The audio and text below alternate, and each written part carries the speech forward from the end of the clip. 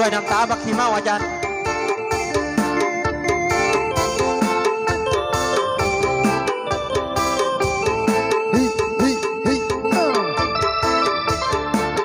เอาวันสุดท้ายทุกท่านก็ได้อีเมลเลย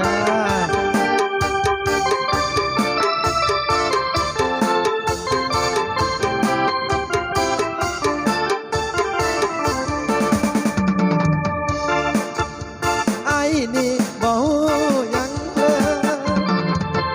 ยอมมาน้องว่า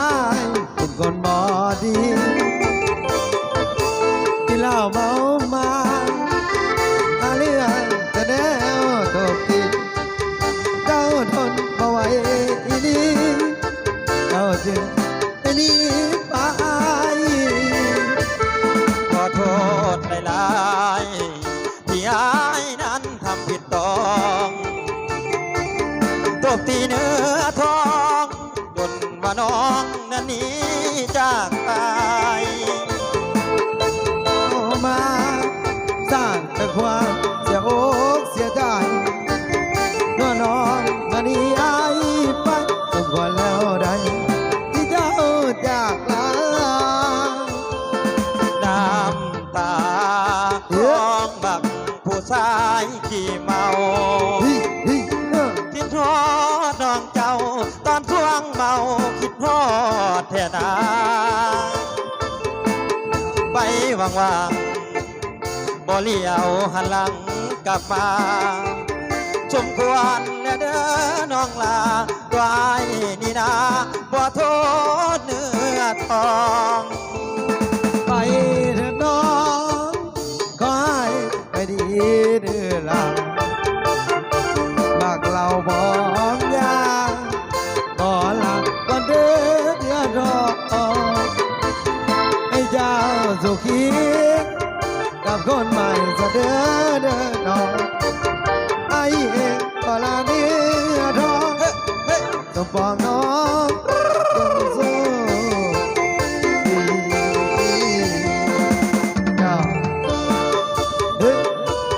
เอาขอไปเจ้าโตรอบเล่นกระดาษตี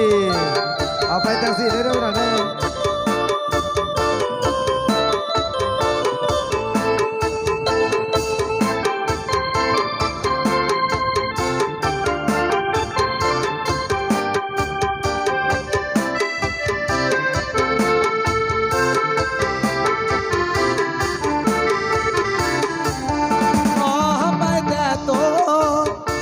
โซ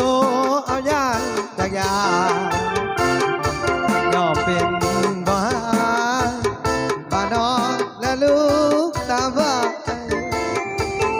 สู่ทนหลายปี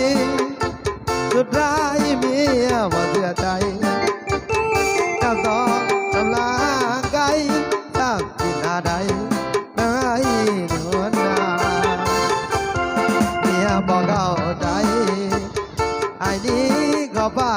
แต่ตัววันแล้วจะโกงดักขึ้นมากาเดือนหักเลิกลามาครึ่งนานบ่ดีบ่พันกัดลูกต้องคนให้มันกดกันน้ำตาไหลตั้งคำก่อนตาหากใดพ่อไม่บอกเขาบอกว่าผัวเก่าพ่อผัวไม่เห็นใจอย่าหายอย่าด่าลูกติดมาพ่อเขาหายส่วนยาที่เส้นมอบให้อีกอย่างใดแบ่งให้ลูกด้วยห้องเพชรยุทธเดียนไก่อาจารย์ถือว่าเป็นเกียรติหลายมื้อนี้ได้ห้องครูกับ